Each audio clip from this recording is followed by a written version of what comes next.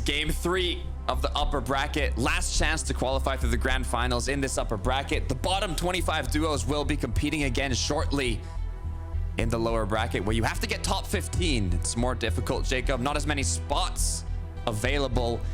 But even if you're in the bottom half of the leaderboard right now, and it is the last match, all it takes is one big game, and it will bump you into that top 25, and you can get the qualification. Yeah, just kind of looking at the point standings, 25th, 40 points is all it takes.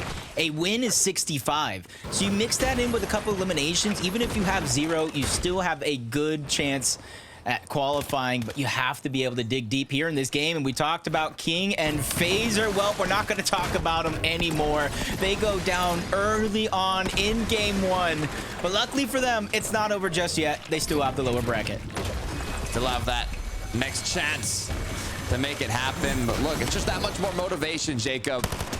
Let's take a look, though. What's been happening in the Reckless Railways is what Phaser and King ended up getting elimed. Misha, though, Nathan, CZB, Grand Glacier, a lot more action in this final match, Jacob. Yep, with everything on the line, it's almost a must, and he drops on top of Teeny with a well-placed couple of shots, and... Wait, did everybody go down? What? Everybody got eliminated. The Grand Glacier is now not so grand. It's an empty glacier without anybody there. Volko Vortexers, Pleasant Piazza. Another duo up. I'm still at a loss for words. It's not very often you see something like that. If anybody looks at the elimination feed and sees both of those teams go down, that is free loot if I've ever seen it myself. A medallion. Eventually they will notice because of the medallion.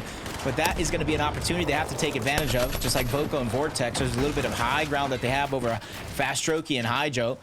They're just trying to cement their position. But since this fight started so early on, both of these teams very, very low on resources. And that's going to be the shining hope to try to take advantage. You even got Vortexers on the other side trying to cause some commotion. But he has to be careful. He's so far separated from Volko. We've already seen that's all it takes for a team to try to get a knock. Making sure to find the angles here. At the same time, replenishing a bit of materials in these early game fights. You're so low, only 7 builds. You have to be constantly farming and looking for opportunities. You can't just be sitting there. And that's exactly what Volko Vortexes are doing. As they continue to loot and see maybe if they can open up an opportunity later on in this engagement.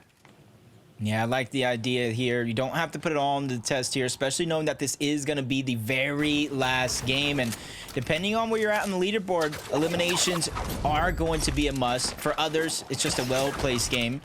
Moneymaker and Fernayan trying to rotate on out. They didn't like their position going against Wheat and Shimoki. Even if they seemingly do have an advantage, I like that conscientious decision to kind of play this game out more. Give yourself more of a chance instead of risking it all there in that one fight. And they find somebody trying to sneak on. The hunted has become that, and there it goes. The first knock is going to come through. Just is trying to run away. He gets spotted out by Moneymaker. Fernayan and him, you got to imagine they're going to be hot on this chase. They were crouching. Almost Fernayan kind of acted as bait there, and Moneymaker capitalized on that to get some quick shots in, even get the knock leading to this 2v1 where they're going to look to finish it off. Yep, Mun goes up over. Fernayan on the other side trying to cut off any escape routes. Breaking into the box. Fernayan takes a huge amount of shots. He actually goes down. It's going to leave it all up to Moneymaker. But that's going to be no problem from one of the fastest shining stars that we have in EU Fortnite. We were talking about it. Let's actually kind of see here what happened at Grand Glacier. It looks like there was a trade. Both players gone down.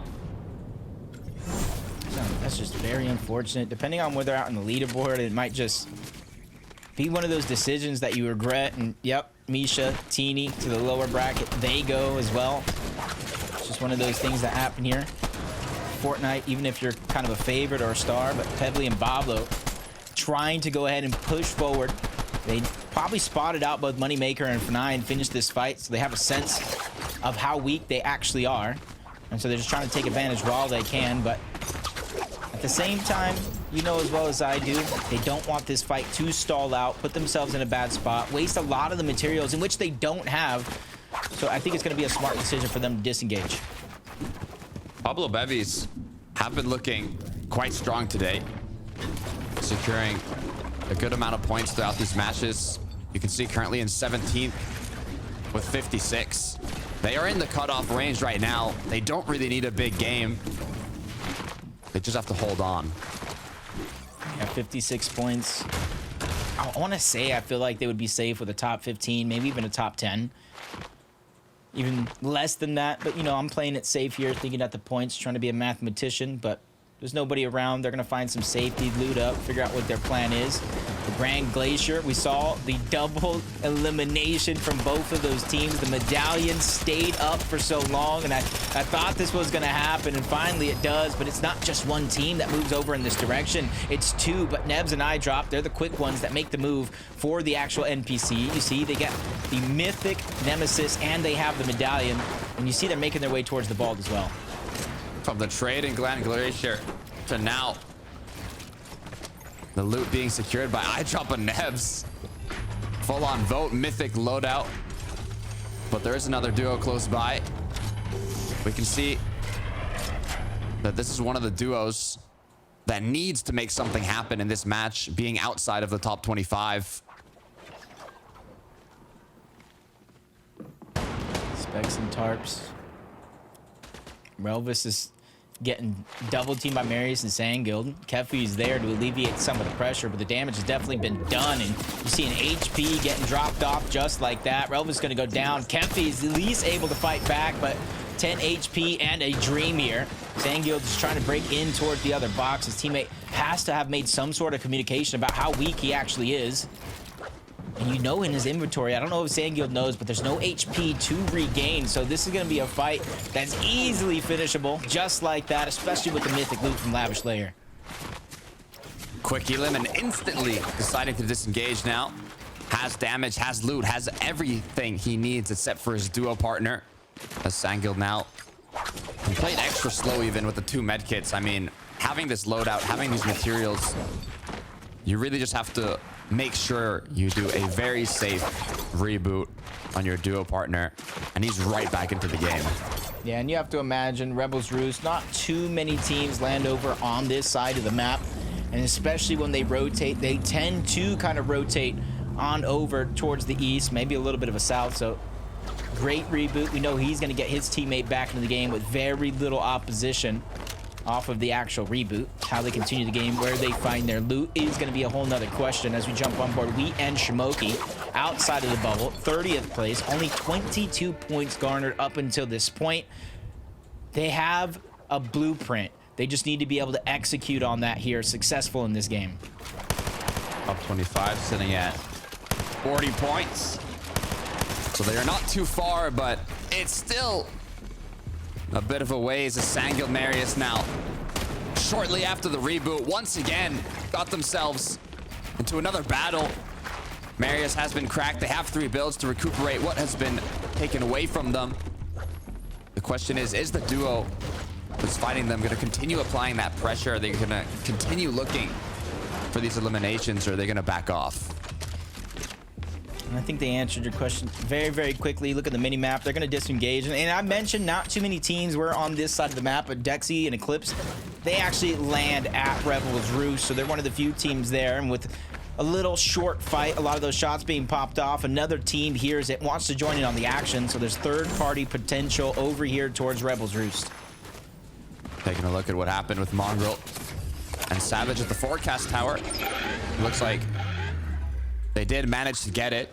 So now they do have that advantage to see where the upcoming zones are gonna appear. Hopefully they can use that to get a big game, as it's what they need. At least we're keeping the hope alive. Swizzy, Bootrick is trying to get their surge. Has to be careful. A little bit of a quick scope coming from the other side. Even though Swizzy has been unable to land a couple of these shots, it's the attempts that matter most. Whew. Every time I see that glare, I get a little scared for him. Those quick pop shots. And we've seen this season, due to those weapon modifications, the angled foregrip. It allows you to have a quicker aim down sights, and that's what you've seen a lot of players run on these Reaper snipers. That's scary. I mean, we've seen what can be done. One shot to the head is all it takes to knock down your opponent. Swizzy Puchik, one of the duos that are on the cutoff right now. They're not on 25th, but they have the same amount of points as the duo there. Roban, Axe Force, already boxed up. No medkits or shields, though. Yeah, luckily for them, though, they do have their weapon cache below them that's already loading up. Not too many teams nearby looking like they are going to contest. Or at least not just yet. They have their own weapon caches to worry about. Seti and Cammy are picked for the day, even if you might have traded along the way. Still have hope for them in this game. Seti just forced into some very tough spots in that last game. Unfortunately, he wasn't able to come out on top. But that's why we have 3 games, and it's all up to consistency. They performed decently well in game 1. So they're hoping here with a well-performed game, they can advance directly to the grand finals and not have to play another set in the lower bracket. Look, the good news of having different predictions today is it's not just one duo that secures it in the last match from the Victory Royale. There's 25 duos, so all you have to do is get enough points to get into that top 25. Hoping that both of our predictions are able to do that. Even if you can see Savage and Mongrel down in 37th with 12 points. They're gonna need quite a decent game here. But with the forecast tower, with the loot, I have high hopes. And I will say with this point format, and especially it being only 3 games, and you heard the analysts talk about it, 1 game will literally push you up that leaderboard and kind of give you the highest probability of qualifying to the grand finals, depending on how your other 2 games went on the day up until this point. Kiro and Kuduo got to be feeling so strong up until this point. Podosai and Snazy just trying to continue their forward projection. You never want to be the farthest back in zone, especially on a max pool, which we're going to get here in a couple of zones, that 50-50 moving away from Rift Island. Trying to stay away from the edge of zone here. Don't want to kind of get on that repetitive stagger of just making it into zone, going for tags. Once again, zone starts closing. Try and rotate. You want to kind of get a bit deeper if possible, but the issue is, with the amount of players that have been staying up throughout these matches, the amount of damage that you've had to do, it's been incredibly difficult to be comfortable enough and have enough resources, damage, and everything needed to just focus on positioning. As for Strokey, even inside of fencing fields here, is still looking for that elimination, but with the med kit, he has the time to stay here longer. Yeah, still has 1 more left in his inventory as well. I was thinking they were eyeing that opportunity to try to get the elimination, but I was thinking it's too far. They're so deep into zone. Even if they do get it, it's going to waste a lot of time and resources, so they're going to crash pad, Flowberry Fizz their way to safety. Axe Force gets successfully revived by Roban at the bottom, and for the first time here in 3 games, a very, very contested loot island.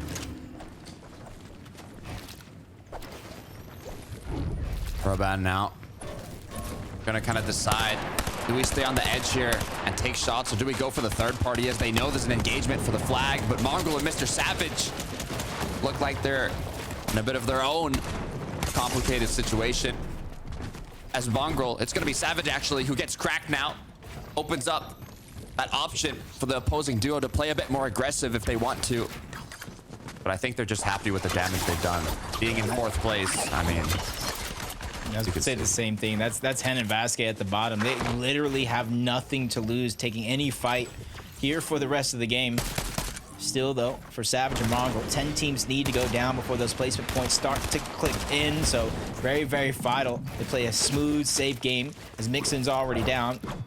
Pings just trying to go ahead and create more space.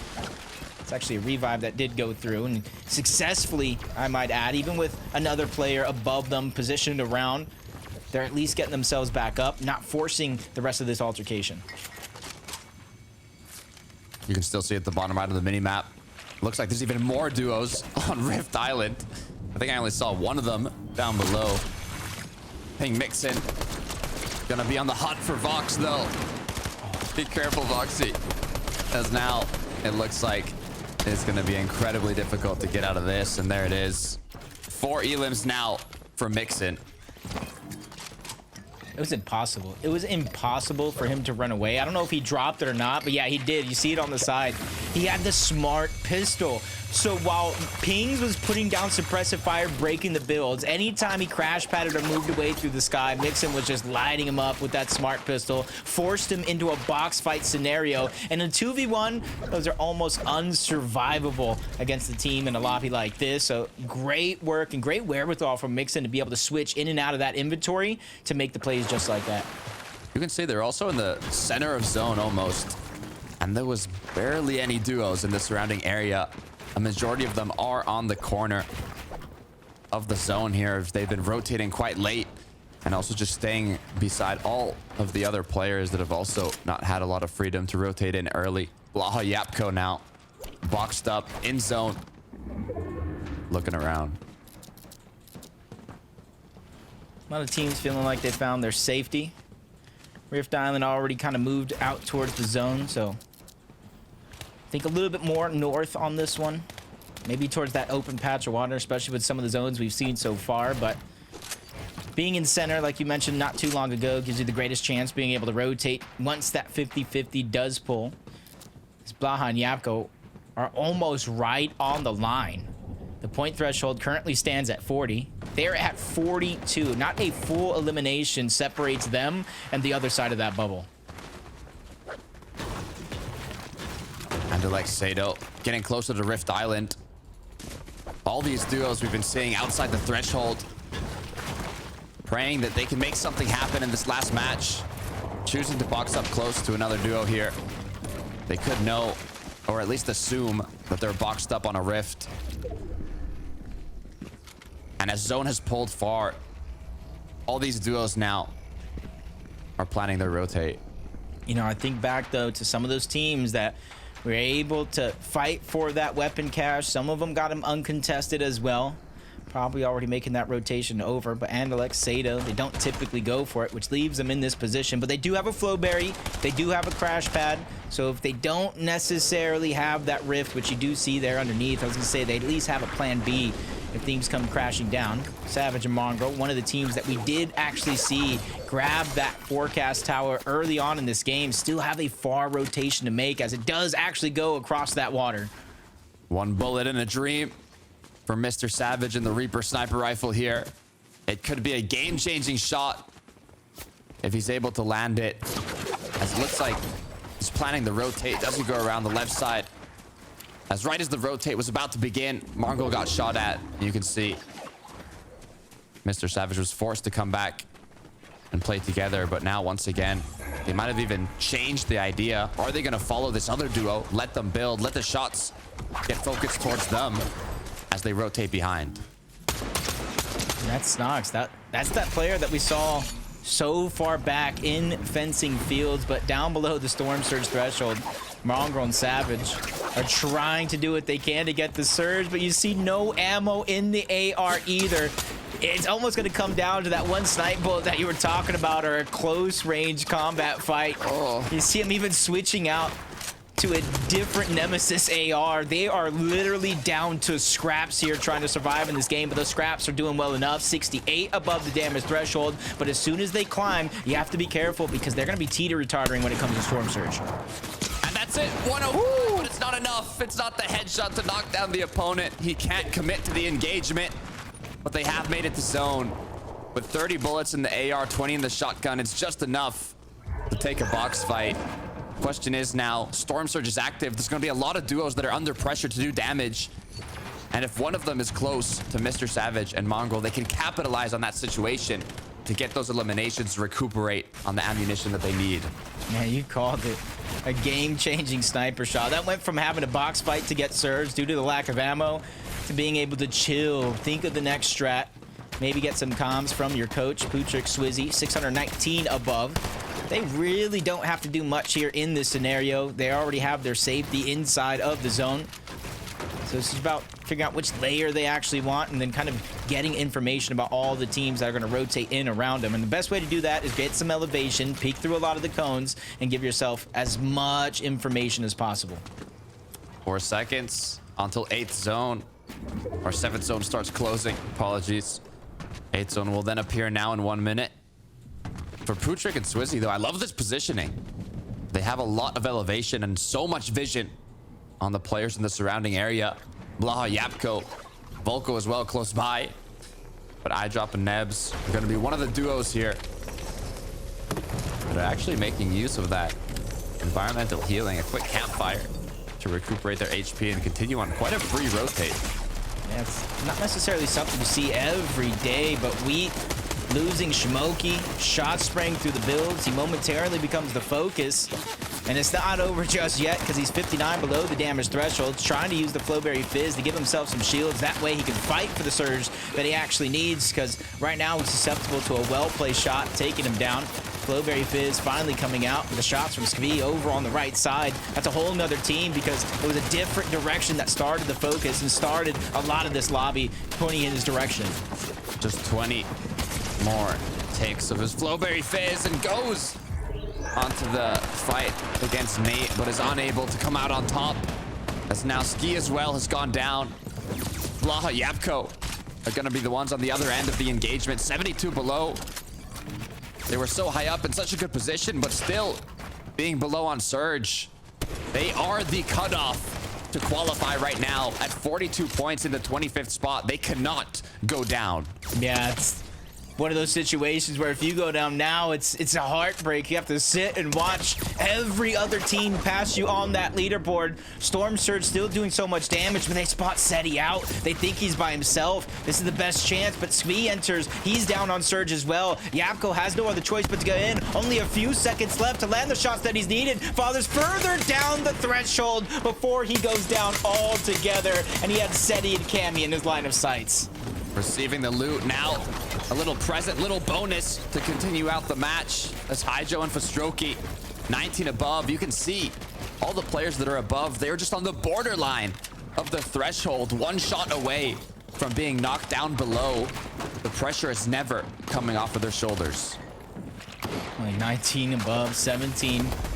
No HP for Hydro, so this is going to be a sticky situation. Him and Fastroki do get separated on this rotation with the grapple blades.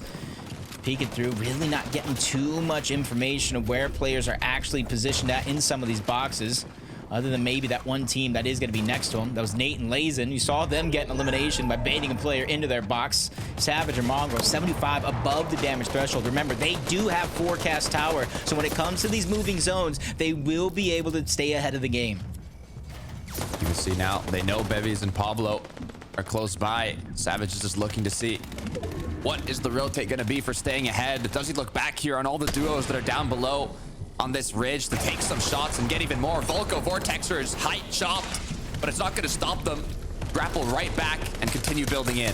Yeah, backside of the zone. They know it's pulling back, so it's only going to be so much storm damage. Does have a med kit, so it's not going to be too much of a worry as they build up just a little bit more and set their eyes on the low ground. 28 damage above the threshold isn't much, but for the high ground team, you can easily get those shots from rotating teams down below. Moneymaker healing up, getting ready for the solo rotate. Grapple blade comes through now. Elevation change, trying to change layers here as he looks back. Duo's continuing to rotate in, and now it's just staying up as long as possible. Every point matters in this scenario. Yeah, you can see trying to stay away from that low ground, give themselves a little bit of a mid layer. Maybe even look back towards Volko and Vortexers. Is high ground gonna be achievable with shots coming in from so many other directions, not just high ground themselves? They have to go to the front side of zone, and I think their chance to overtake height is gone. Now, change layers. All they have to do is stay up. They don't need a massive game. They do not need a win here. They just need enough points to put themselves into the top 25, but being 138 below, what they need even more is damage. They're just trying to out-heal it. I do believe only 5 players need to go down before Storm Surge turns off. Plenty of Flowberry Fizz left, and especially with this rotation, there's opportunity there to pop the shots you need, but Savage has his mind set on the front side of zone. Mongrel's going to be the one looking for the shots. He finds a couple, not enough to alleviate the pressure of Storm Surge, and you see the Flowberry Fizz coming out yet again. Only one player has fallen. There goes 2 with Volko going down. Now another's going to fall. Still 2 more need to drop before Storm Surge turns off, but Savage making a highlight play, taking down Noah Riley on height. Game-changing play from Savage once again from the snipe to the elimination, now putting them above the Storm Surge threshold, saving Mongo from that last tick, but he gets chopped. Only 12, 10 builds to work with, but they're still up top. The grapple plating at the perfect time as well, not to take fall damage. High ground is there. The script has been written. Is it going to be read to perfection? But Nevs and iDrop, they have different plans. They wrote a book of their own. They're just trying to release it to the Fortnite community. It's called How I Won a Game in the upper bracket semifinals. As he gets high ground, it's changed hands yet again, at least 3 times in the past 2 zones. Mongrel has been taken out. Savage is a solo now. iDrop up above. This is what Savage needs to do. 5 builds. Minis pop 34 points, getting closer and closer to the cutoff. Everything comes crashing down. Savage, if he wants to earn that MVP from Levin, it's going to come through right here, right now. We saw where he was outside of the bubble when it comes to that leaderboard. They needed a big game. Half of the points of placement have already been gathered, but he needs the other half.